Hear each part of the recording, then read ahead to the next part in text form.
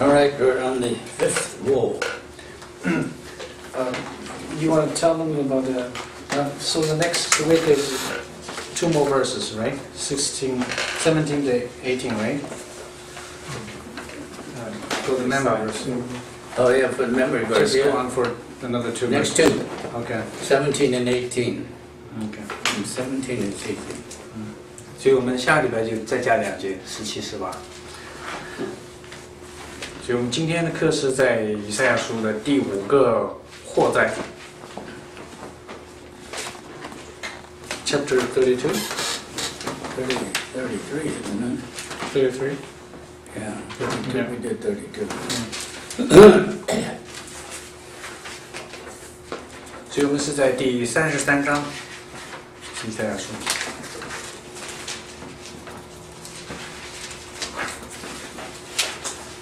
Yeah. Now this is the last woe that Isaiah preaches in his 5 warning messages to Israel. 这是以赛亚讲到的第五个，就是对以色列的警告。他是用5个祸灾来警告这个以色列人。Now there is a difference here, though, for the woe is not aimed at Israel but at Assyria. 很有意思的是，这第5个祸灾，它并不是在讲以色列人，乃是说这个亚述人。And the first verse gives the theme of the message. 第1节经文实际上就是点明了这一章的主题。It says, "Woe to you, O destroyer, while you were not destroyed, and he who is treacherous, while others did not deal treacherously with him. As soon as you shall finish destroying, you shall be destroyed. As soon as you shall cease to deal treacherously, others shall deal treacherously with you." 在33章第1节说：“祸哉，你这毁灭人的，自己倒不被毁灭；行事诡诈的人倒不以诡诈待你。你毁灭罢休了，你自己必被毁灭；你行完了诡诈，人必以诡诈待你。” Now, woe to you, destroyer. That's how it starts out with.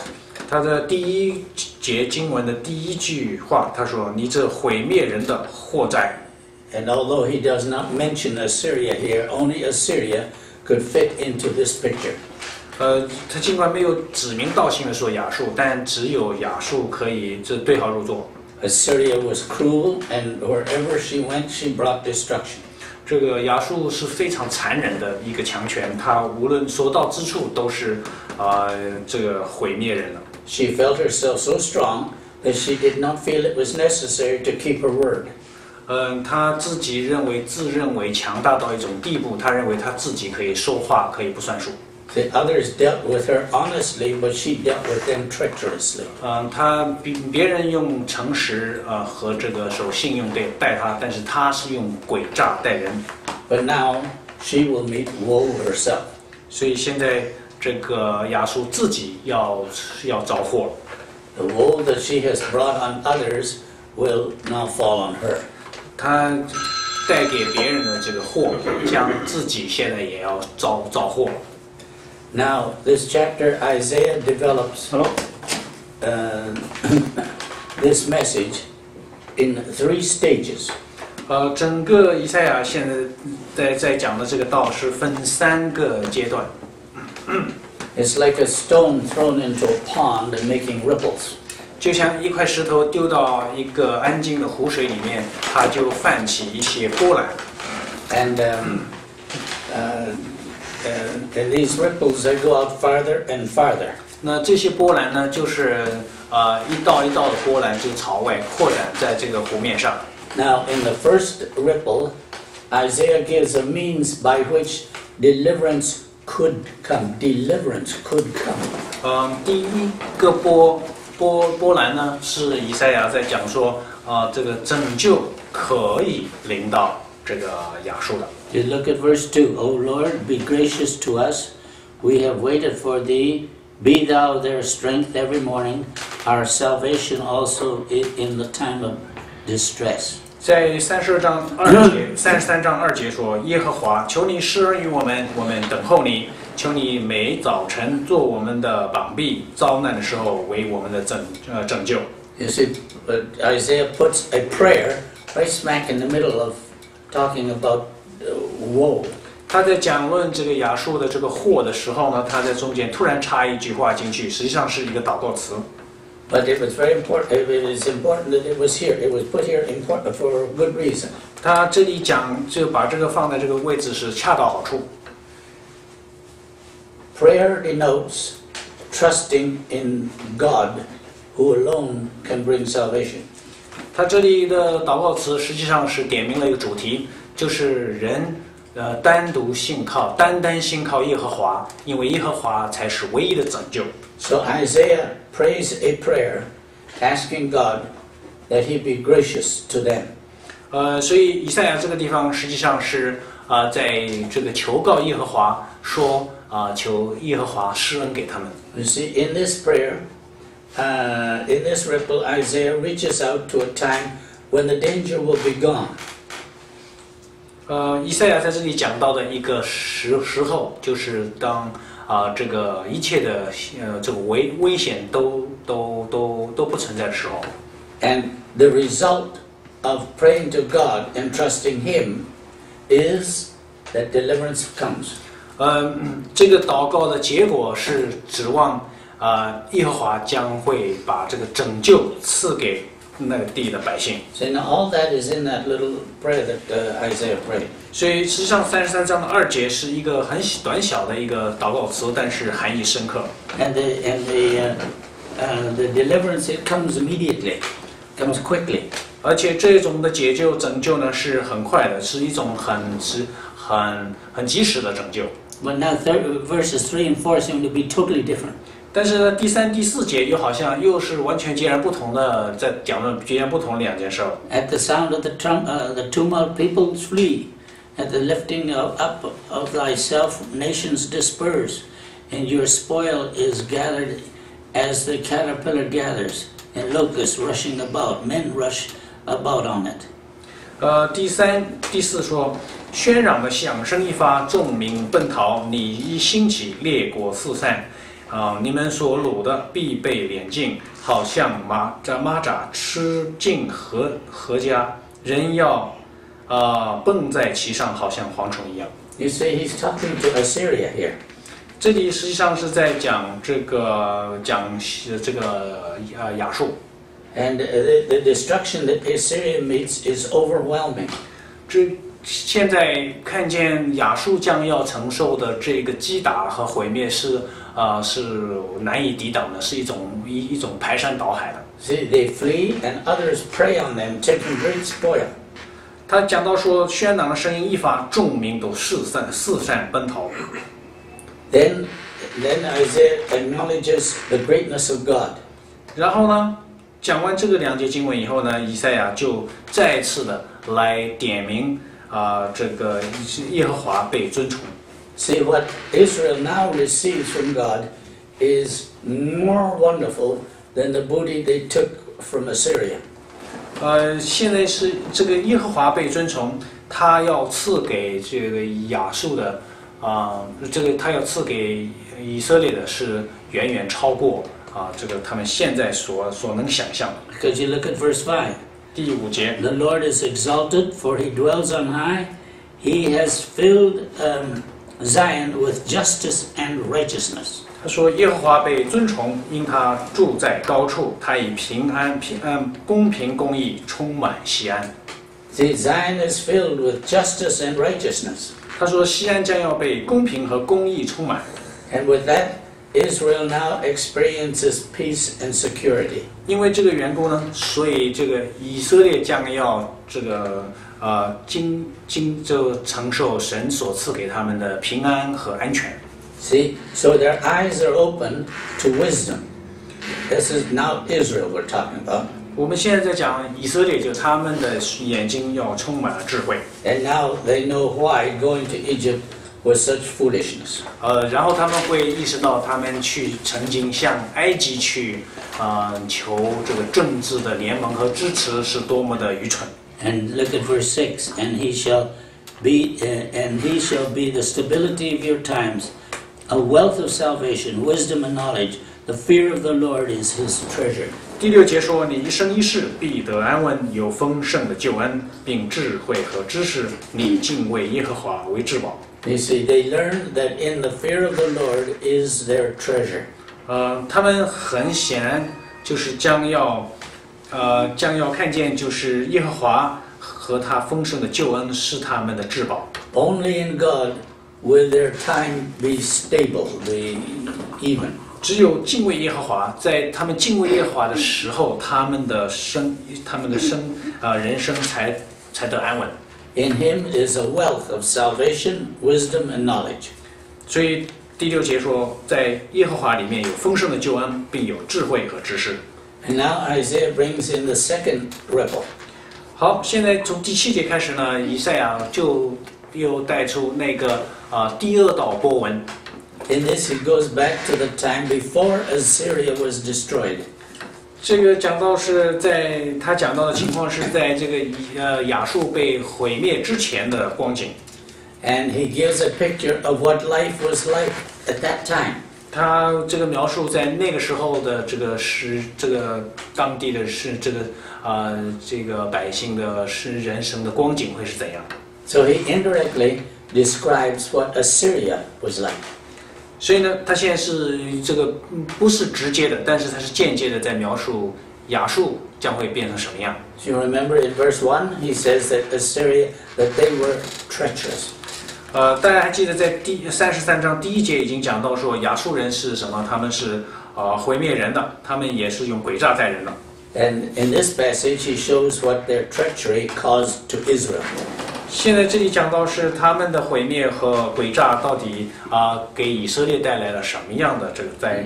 You see, behold, their brave men cry in the streets, the ambassadors of peace weep bitterly. 他说：“看他们的豪杰在外面哀嚎，求和的使臣痛痛哭泣。” He says, their brave men cry in the streets, and their ambassadors of peace weep bitterly. These who were crying are the ambassadors that King Hezekiah sent to the Assyrians, who were then at Lachish. 这里讲到的是谁呢？他们的豪杰和求和的使臣都是指同一批人，就是他们到埃及去想办法去求和，或者是想跟这个亚述求和。无论是怎样，这些人都是在这些国家，在这些强权面前呢，他们是在那嚎啕哭泣。So you can read the story in 2 Kings 18, verse 14. 如果你是在列王记下这个第18章的14节，你就可以看见他在讲的当时的状况。His ambassadors took 300 talents of silver and 30 talents of gold. 当时他们去的时候带了无比贵重的礼物，他们带了300这个他连德的这个银子和30他连德的金子。Do you have any idea how much a talent is? Is 1,000 pounds or something? Is it? No, I've read various ones, so I'm not quite sure. Right. 这个他连德这个字实际上是有很多的字，但是通常是指非常惊人的数量。有人说是1000磅一他连德。But that was an enormous amount of money. 这个钱可不是我们讲什么330殿银子，那是。如果一他连德是1000磅的话，那就是300个1000磅这么多的银子和30个1000磅的金子。But he gave that to Assyria. They sent that to Assyria to persuade Assyria to stop her aggression and go home. 他们当时的情况是，他们的目的只有一个，就是求埃及能够帮助他们，使得这个亚述不会进攻这个以色列。Now the Assyrians received the money. 现在亚述他们拿了钱没有呢？他们到去亚述求和，希望他们不要进攻以色列。他们拿到了钱。But after they received the money, they demanded the surrender of Jerusalem as well. 他们亚述人拿到了耶路撒冷送去的钱，犹大送去的钱，照单全收。最后他说：“你们还是全部要投降，你们耶路撒冷他又这个恫吓。” You see, they acted treacherously by breaking the covenant they had made when they received the money. 当时他们收了钱，但是他们用诡诈待犹大，就是收了人家的钱，最后他还是不守信用。So Isaiah pictures the ambassadors weeping because their commission had ended in failure.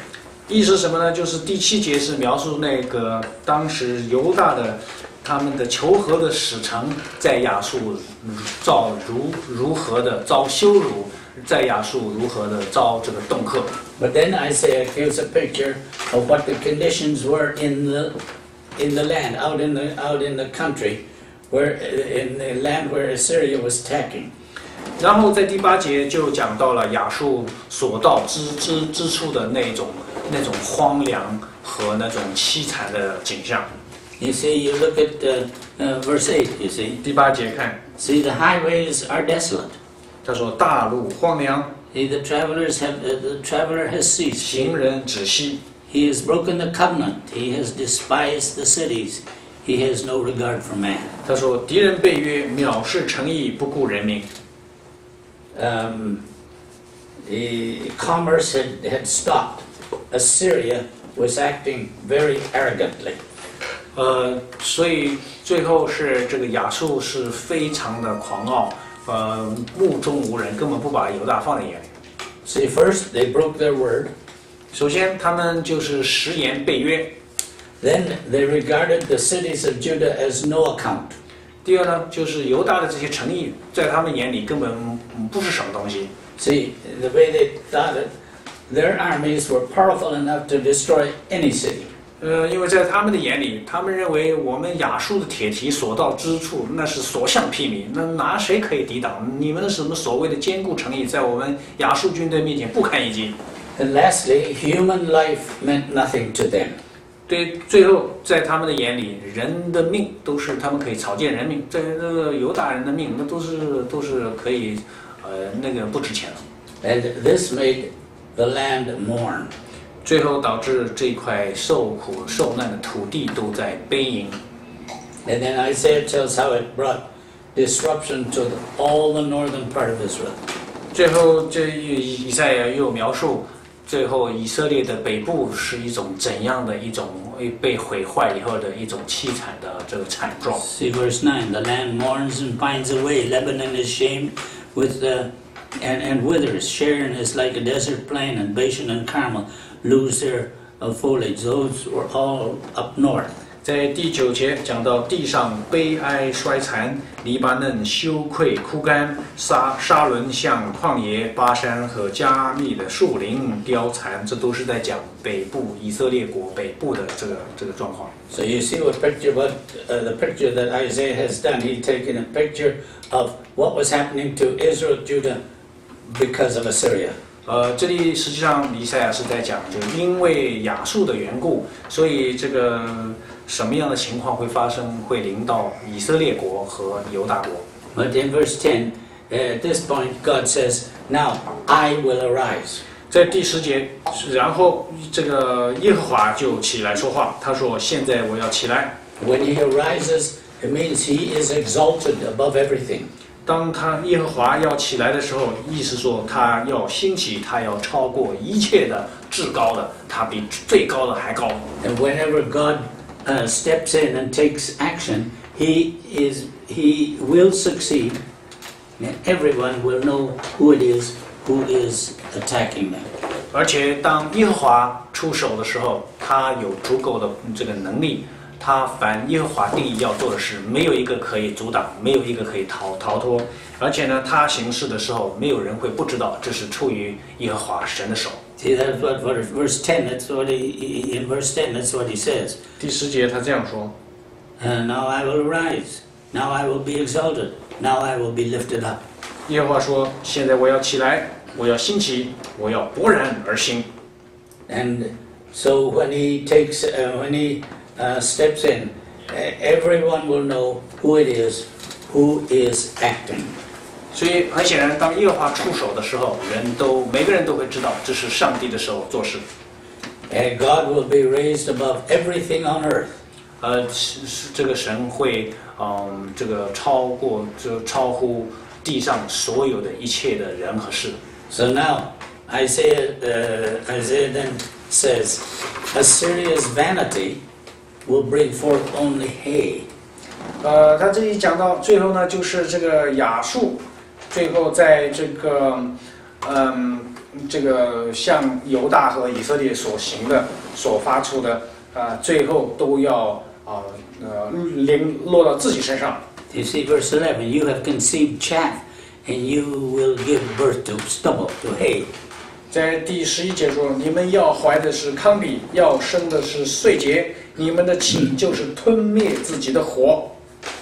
And then in verse 12, and the peoples will be burned to lime, like cut thorns, which are burned in fire. 第12节说，列邦必像已烧的石灰，像已割的荆棘，在火中焚烧。Say, all their mighty army will be like lime when water is poured on it. 他说，就是他们所有的这强大的军队都要像什么呢？都要像石灰。当石灰什么呢？你如果是有把水浇到石灰上面的时候，那反应是什么 You see, when you pour the water on lime, it disappears. It all melts. 当这个水倒到石灰上面的时候，大家知道你看不见了。But then he gave another picture, and he says their people will be like brambles that have been set on fire. 他说后面他又说，像已经割了的荆棘，在火中焚烧。And so you see, here he speaks about what's going to happen to Assyria. 但实际上这里讲到就是最后亚述的命运必要像这样。Now Isaiah now brings in the third ripple. 最后从第13节开始，他要讲到第3道波纹。These are all ripples caused by the stone in verse 1 that was thrown into the pond. 这个3道波纹都是那一块石头扔到这湖面上以后导致的。哪一块石头呢？是33章的第1节经文，那块石头扔到湖面上，它就导致河水的这些波纹。See, in verse 10, God had said he will arise and take control. 在第10节，耶和华说：“我要起来，并且我要掌权。” He has done it. 而且呢，耶和华确实如此行。And now, you who are far away, hear what I have done. You who are near, acknowledge my might. Verse 13. 第13节说：“你们远方的人当听我所行的，你们近处的人当承认我的大能。” People from far away and those near at hand are told to come and see what God has done. 在第13节实际上是讲到，无论是近处的远处的人都被吩咐来听来看耶和华所做的事。But the reason Isaiah says this is by seeing what God does, they will see and acknowledge His might. 以赛亚之所以在这里这样讲的意思是什么呢？就是人将要看见和听见耶和华的作为，并且承认这是耶和华做的。Now here, Isaiah mentions that in Zion there were sinners, as we learned in the other woes he had written. 后来在第14节，以赛亚又讲到说，在西安有罪人，而这些罪人就像我们前面的地方有好多章节里面讲到犹太人当中的罪人。See, in these sinners, when they see the might of God, they destroy their powerful. They see the might of God destroy that powerful nation, Assyria, by means totally different from what they had tried to do. 这些西安的罪人犹太人当中的这些败类呢，他们将会看见耶和华行作万事，并且这个事情呢是他们自己用人手做的跟人这些罪人用人手做的截然不同。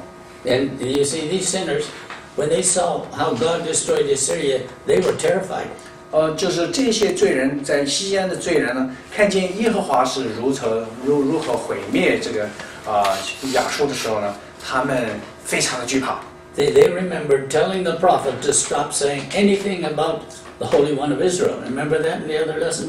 大家知道我们在前几堂课的时候有讲到这个西安的罪人呢，曾经吩咐先知闭嘴，不要再甚至不要提起耶和华那个以色列的神的大名。And now this God, whom they had defied, had brought relief to Israel. 现在是他们这个曾经这个羞辱和这个弃绝的耶和华，现在将要解救西安。And so they cried out.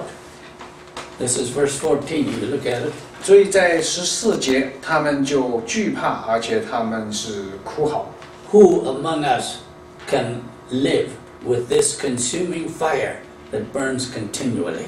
他这个句话在14节的后半节说：“我们中间谁能与吞灭的火同住呢？” See, they had seen Assyria as all powerful. 这些人看见这个亚述曾经是不可一世，非常的强大。And if Assyria were to come and fight them, there was no way that they'd be able to stand against 而 them. 且他们深信，如果亚述来了，那根本怎么打得过？犹太人怎么可以打得过亚述呢？ They had sent word to Egypt to ask them to help them stand against Assyria. 所以他们曾经跑到这个埃及去求救援，希望通过跟埃及的结盟来抵挡这个亚述。They had sent money to Assyria to pay them so that they would go home. 而且他们同时也去做这个卖国求荣的事情，他们是带了这个数以不计其数的这个金银财宝到亚述去求和，去求希望能够阻止他们进攻以色列和犹大。But nothing had worked. 但是最后的结果是他们机关用尽，一点都没用。Everybody that stood up against Assyria was defeated. 每一个只要抵挡亚述的都被灭掉。 And God had kept telling them through Isaiah, don't do any of those things, just trust me alone. 耶和华反复的通过先知以赛亚反复的警告，吩咐以色列人，你们什么都不要做，你们只要做一件事，就是信靠耶和华。And now they see him do it, and these people who had defied God were scared.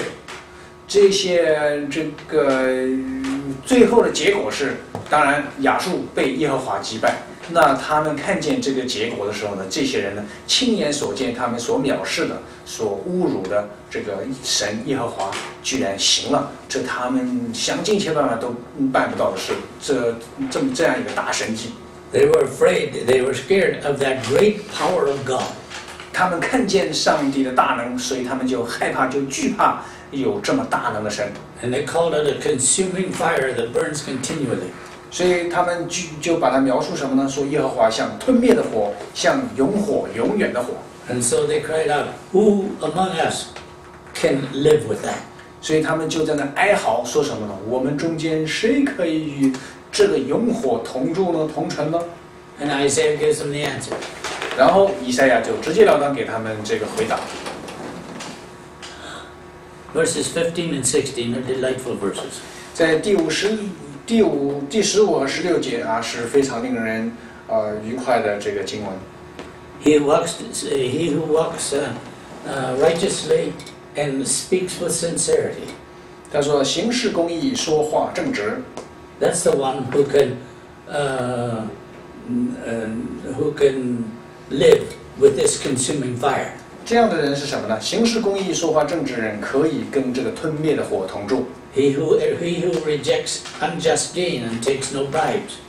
他说：“憎恶欺压的财力，罢手不收贿赂的人，可以。” He can live with this consuming fire. 这样的人可以与吞灭的火和永火同住。 He who shuts his eyes to evil.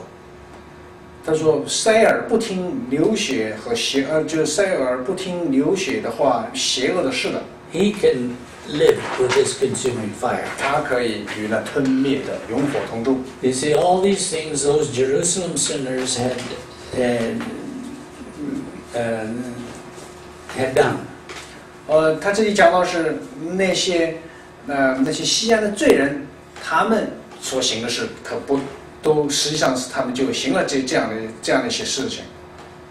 But a life lived like the above will have no worry when in the presence of the mighty God of Israel. 但是在永生的这个万军之以色列的神，万军之耶和华面前，那些拒绝行这样的恶事的这些以色列人，将可以跟永火、跟这个吞灭的火同住的。See, he will be secure and have all he needs to live. 他会有保障，而且他会有充分的供应，他不会缺乏。And then what they will see is their eyes will see the king in his beauty. 而且他们不但可以活着存活，而且他们可以看见王的荣美。Now, here add a little thing here. Your eyes will see the king in his beauty. They will behold a far distant land. That's verse 17. 在第17节说：“你的眼必见王的荣光，必见辽阔之地。” Your heart will meditate in terror. Where is he who counts? Where is he who weighs? Where is he who counts the towers? 他说：“这个，你的心必思想的惊吓是自问说：计数目的在哪里呢？凭供应的在哪里呢？数书楼的在哪里呢？” You see, that is repeating what they had seen before. 他在讲到他们是以前所见的一些事情。Because the Assyrians had sent scouts around to check out the strength of the city. 当时这些亚述的军队派出一些军事人员来看看每一个城邑的状况是怎样。And they looked at the walls and they counted how many towers were on those walls. 他们看了这个来看这个城墙的这个高低，看见这个城墙上的炮楼瞭望塔有多少。And they were weighing their ability to be able to take the city. 他们实际上是基本上在做一个准备，他们估量以后觉得完全可以这个征服这个城市。Now all this is in the past. 那这些事情呢，在这个地方讲到说，已经都成为过去了。See, they might remember the time of terror, but it is gone. 尽管他们心里还思想那令人害怕的这个情形，就是兵临城下的这个为难的状况，他们还害怕，但是这事情已经过去了。Just like you could remember the time of the Red Guard if you were living at that time. 如果我们中间的人年纪足够大，我们如果活在这个文革的这个那段时间，我们还记得当时的红卫兵那种可怕的那种造反派那种的光景。But you remember it, you look back on it, but it's gone now. 就是现在我们再回想起那个，可能还很后怕，但是呢，这事儿已经过了。And then he goes on, and he says the people with unintelligible speech are not there anymore. 在第19节说：“你必不见那强暴的名，就是那些什么呢？说话深奥的人，那些人你已经见不到了。” See, the Red Guard isn't there anymore. 比方说那个红卫兵已经不在那儿，那已经成为历史了。But Jerusalem will be firmly established without fear of being dislodged. 但是耶路撒冷将要被安稳的、坚固的建立在这个地方。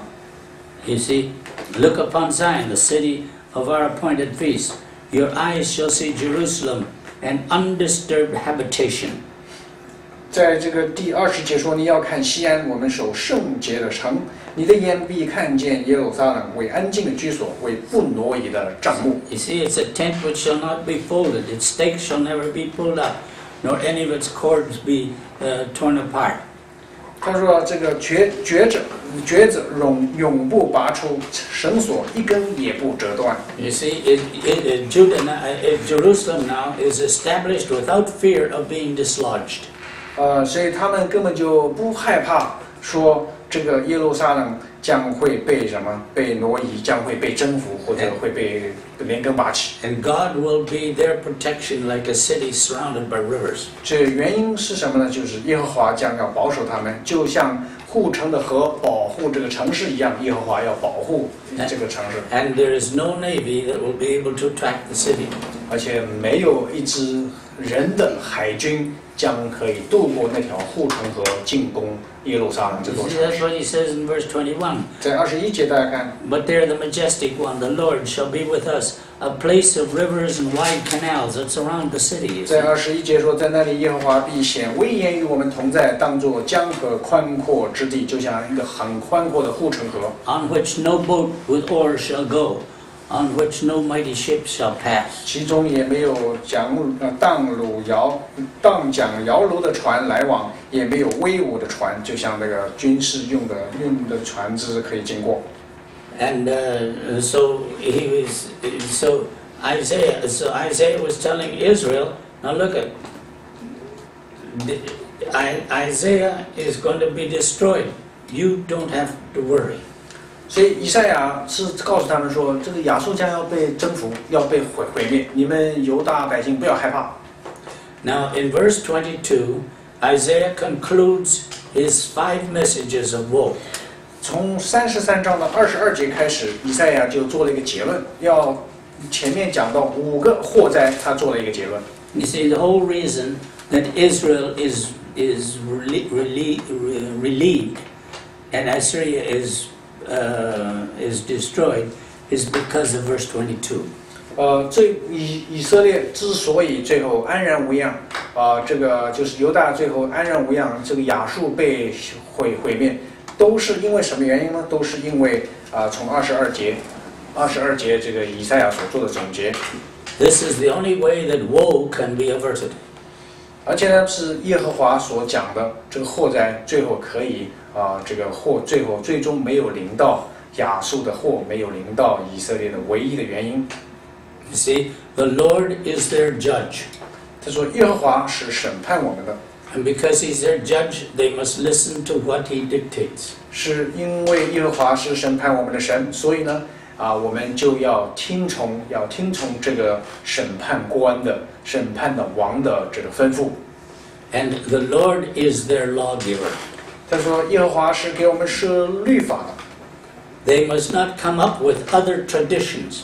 他们不可以在耶和华的律法以外，另外再搞出一套祖宗的遗传。So that's what the Pharisees and the priests did in the time of Jesus. 在耶稣的年代，这些法利赛人也好，这些祭司也好，定出一整套这个律法，神的律法以外的这些繁文缛节和律法这个体系。And the Lord is their king. They must pay homage to him and serve no other gods. 耶和华是以色列人的王，所以他们不可以漠视耶和华，反而去随从外邦人的神。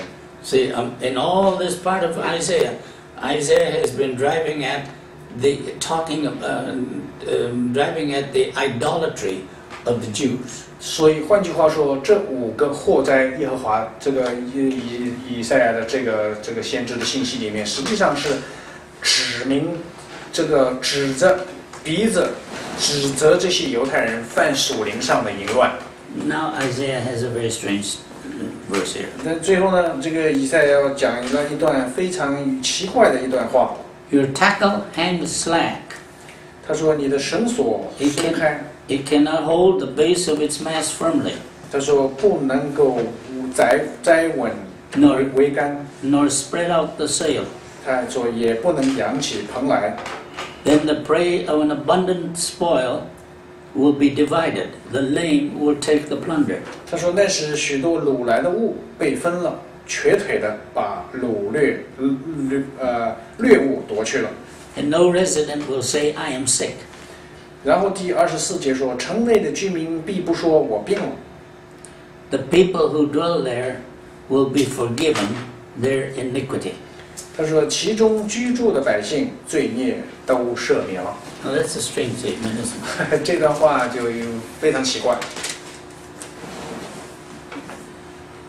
Read those first. Your tackle hangs slack. It cannot hold the base of its mast firmly, nor spread out the sail. Look, what's he talking about? 我们看这个第23节在讲说，你的绳索松开，不能摘稳桅杆，也不能扬起蓬来。这个是在说什么 What's he talking about? What is he describing, I should say? 这是在描述一个什么东西啊？这是在描述什么？ What is he describing? Like 是不是说那个包围被解除掉了 Is this talking about that the surrounding army where that was attacking Israel will be released, will be destroyed or something? Bill, what was he talking about? 这个 What was he picturing? 这是在描述一种什么样的光景，一种什么状况？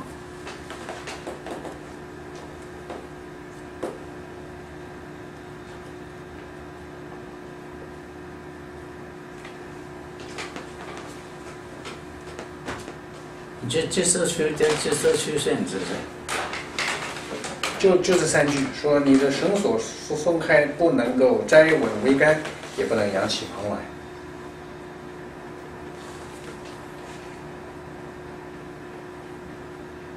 We're going to Alex, you tell us. Talking about a boat. Where's boat? The what? He's talking about a boat. He's talking about a boat. 他是在讲什么呢？他是在描述 He's talking about a boat. 一条船啊，在描述一条船。 Because what does he say? He says, your tackle hangs slack, and I suppose you and there have ropes Yeah. for tackle. Yeah. Hang slack. Yeah. They aren't tight.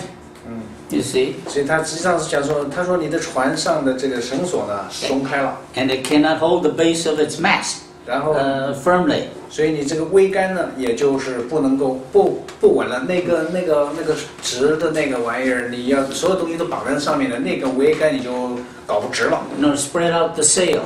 那当然，因为你这个桅杆不稳当的话，你这个整个棚就是这个帆就张不起来了。所以 Now 这个 what we have to ask is this this boat isn't in very good shape.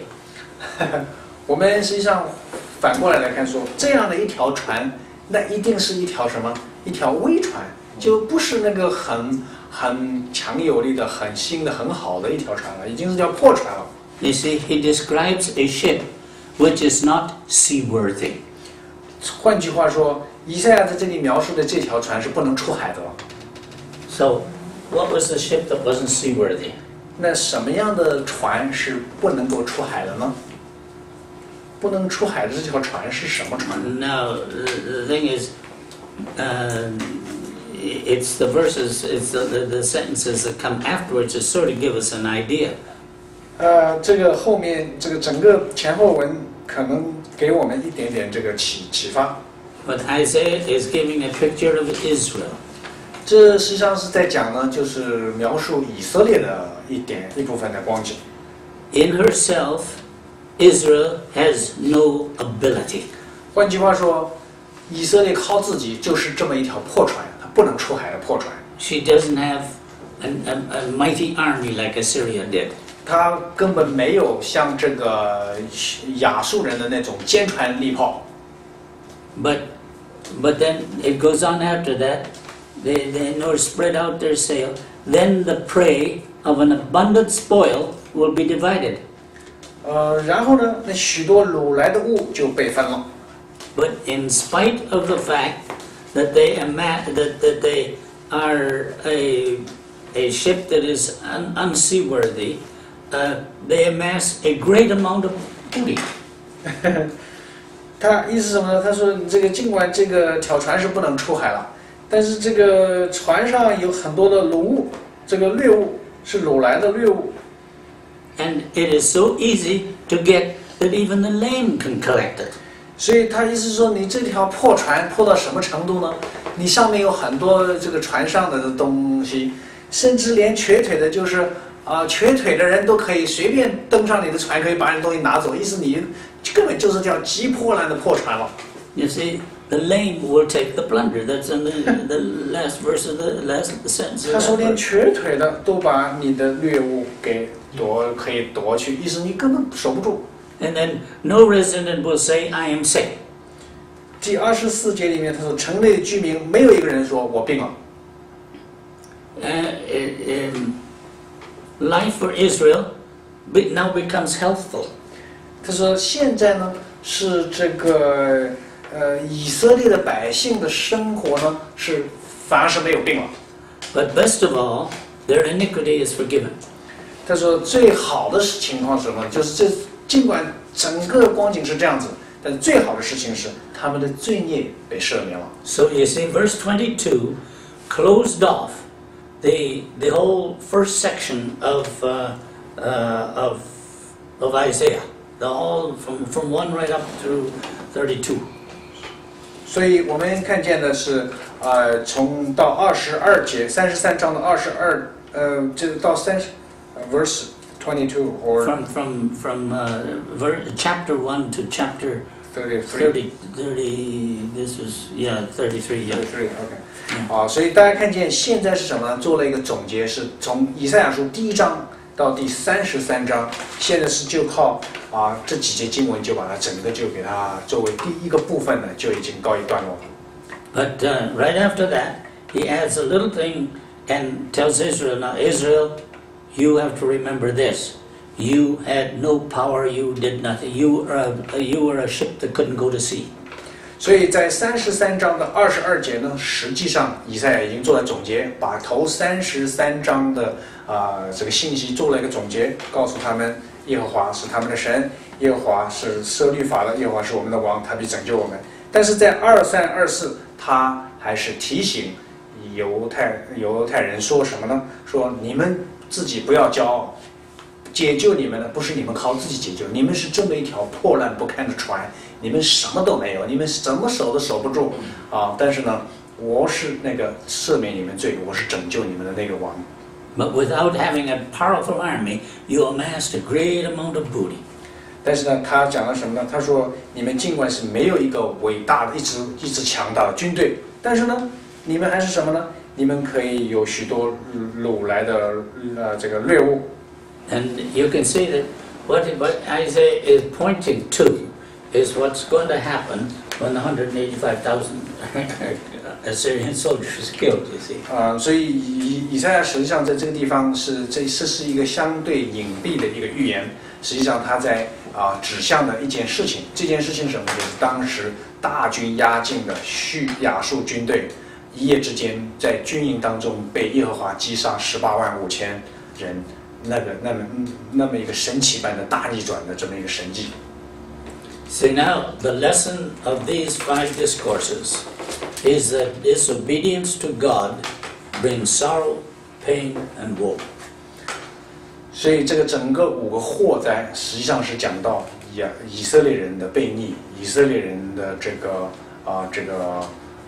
不顺服这个导致了什么？就是神借助以赛亚对他们的警告，为他们悲哀，为他们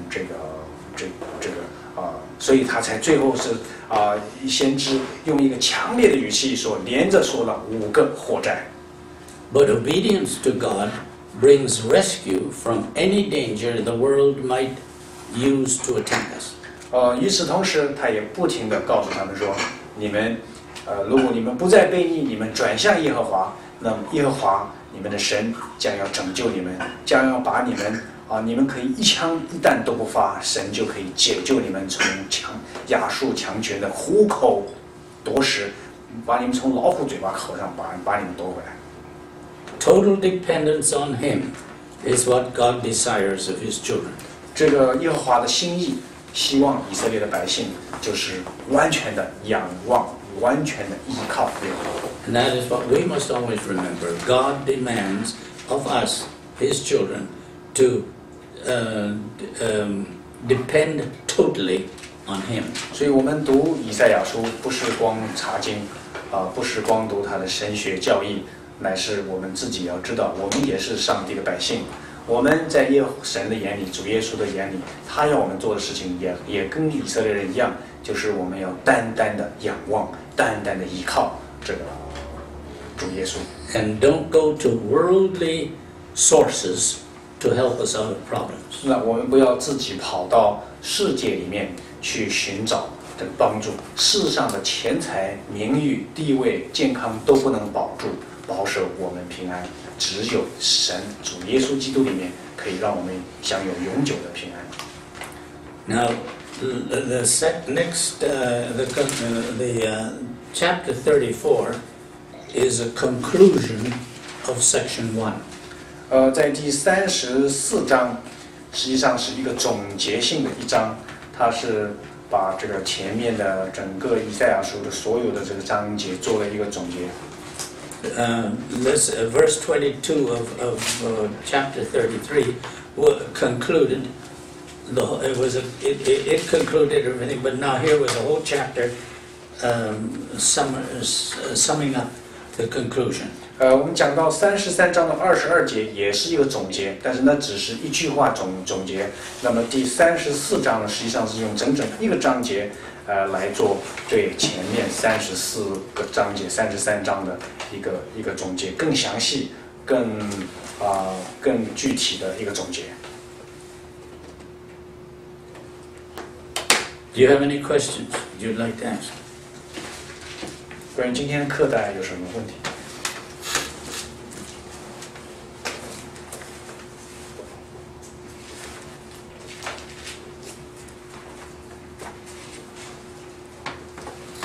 I do my best to explain what Isaiah says here. 我是竭尽全力跟大家来解释，到底先知以赛亚在这里说什么。 And generally, I compare other commentators. 我也看一些其他解经家他们所解的一些经书。But then I trust the Lord to guide me so that when I say what I have said here, it is what the Lord gives me peace that I'm saying what He agrees with. 但是我看完这些人的，我最终还是有相信主会带领我，所以我是靠着主的灵带领我在这个地方，我有充分的信心来把这个书照着神自己的意思给大家这个来讲解。But this is something we always have to remember. The Jews and the church regard Isaiah as the king of prophets. 大家要牢记一点，这个以赛亚这个先知分量不得了，在以色列人的传统里面和整个新约的教会公认，在所有的先知里面，以赛亚是第一人。And because of that, there are many people who have tried to destroy Isaiah. 也因为这个缘故，所以这个有很多反对神这个憎恨、这个仇恨这个圣经的人，想方设法要诋毁以赛亚和以赛亚书。And I have read some of the people who tried to destroy. I have read some of those things. 我也读过一些书，这些人就是竭尽所能，想要诋毁以赛亚和以赛亚书。But as I looked at it, I could not accept that what they were saying was right. 我读了蛮多这样的书，但是呢，我读完以后，没有一本书我觉得是站得住脚，没有一本书是可信。So for that reason, I have taught this. I have written these lessons up, accepting the fact that the book of Isaiah, the whole book of Isaiah, was written by Isaiah. 所以因为这个缘故，我也是花很多心思自己去读这个以赛亚，我也深知以赛亚书就是以赛亚的力作。Almost 100 years before the exile by Babylon. 但是在这个以赛亚书的成书的时间是在巴比伦掳掠耶路撒冷之前100年，至少是100年。You see, there are people who say that it could not all have been written by Isaiah because things that he could not have known those things which wouldn't happen until 100 years later. Therefore, it had to be somebody later who wrote those things, not Isaiah. 很有意思。那些反对以赛亚书的人，他们不是出于什么其他的学术的理由，也不是什么历史的证据的或者考古的这个理由。他们是怎么说呢？他们说以赛亚书一定不是以赛亚写的。为什么呢？因为以赛亚书里面讲了很多以赛亚活着的时候还没有发生的事。那怎么可能呢？怎么会有人知道将来的事呢？所以因为这个理论，所以以赛亚书就不是以赛亚写的，他们的理论是如这么的可笑，他们的立论居然是这样子。The reason why they say that is they have a trouble with prophecy. 他们之所以用这个理由，居然用这个理由来诋毁和否定以赛亚书，是因为他们根本不能够接受说神还会差遣先知，就是神可以让地上的人讲神要说的话。But if there is a God who created this world, God can prophesy. 我们换一个角度看，如果这个世界有这么一个创造世界万物这个宇宙的神，那么能连这个世界宇宙都可以造的这么一个神，他当然有能力，可以知道人类历史的以后。他当然对他来说，要知道人类历史将来要发生什么，对造天地万物的神来说，那就是小菜一碟。And so all these lessons, these chapters in here, God was showing Isaiah something to write. 这个地方很显然，我们看以赛亚书先知写的时候，是圣灵默示先知。先知就在圣灵的默示下，就把一些的细节记载下来。And because the Bible hadn't been finished yet, God was having the Bible written by these prophets. 在以赛亚的年代，圣经还没有结束，所以这个圣经从整体来说，它还没有成书，它还没有完成，所以以赛亚只是神感动的其中一个先知，来完成一部分圣经里面的一些这个经卷。And I can understand the how a little bit how Isaiah was feeling when he was writing these things. 我尽量的可以想象，就是当以赛亚在写这个以赛亚书的时候，他当时的感受会是怎么样 Because God has given me the messages that I have been preaching to you every Sunday. 我之所以说我可以尽量的想象，是因为我现在每个星期天在教会做主日讲道的时候，非常类似这种光景，就是耶和华，就是神借着他的灵把这些信息赐给我。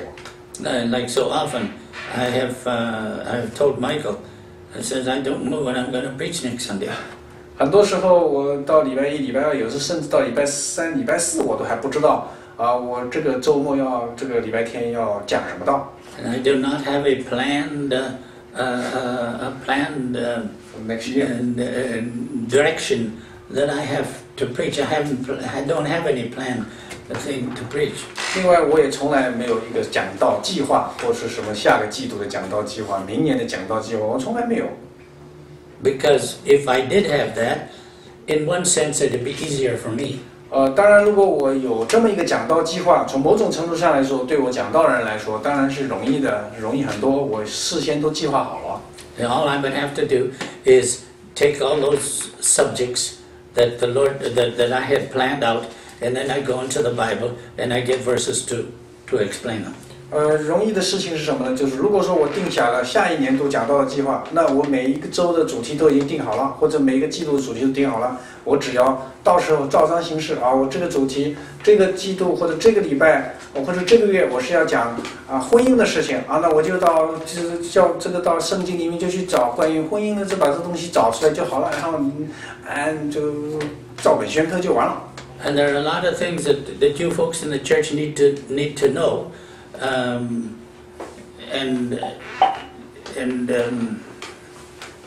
pastor would say, well, all of you need to know this, therefore I will preach on those things, you see. 很多的传道人他认为在教会里面我们有这么一些人权，我们在教会里面有这么一些问题，我们的社会现在处在一种什么样的东西上，所以呢，因为这个缘故，我教会的人需要听这样的道理，那我就事先做好下个季度或者下个年度的这个讲道计划，我也没有错呀。But then God tells me, no, this is what I want you to preach on. I want you to preach on this passage that is in here. 但是常常神对我是这样说，你不能这么做，为什么呢？因为下个星期我要你讲是这一个主题。You see, I am not a prophet like Isaiah was. 我不是像以赛亚那样的先知。But God still shows me what sermons He wants me to preach. 但是神还是这个显明给我看，告诉我，使得我知道下一个礼拜天我该讲什么。And I didn't go back and check out all my sermons. Michael did. 我从来没有自己去统计过我讲了些什么了。但是呢 ，Michael 曾经帮我做过一点统计。He noticed that there was a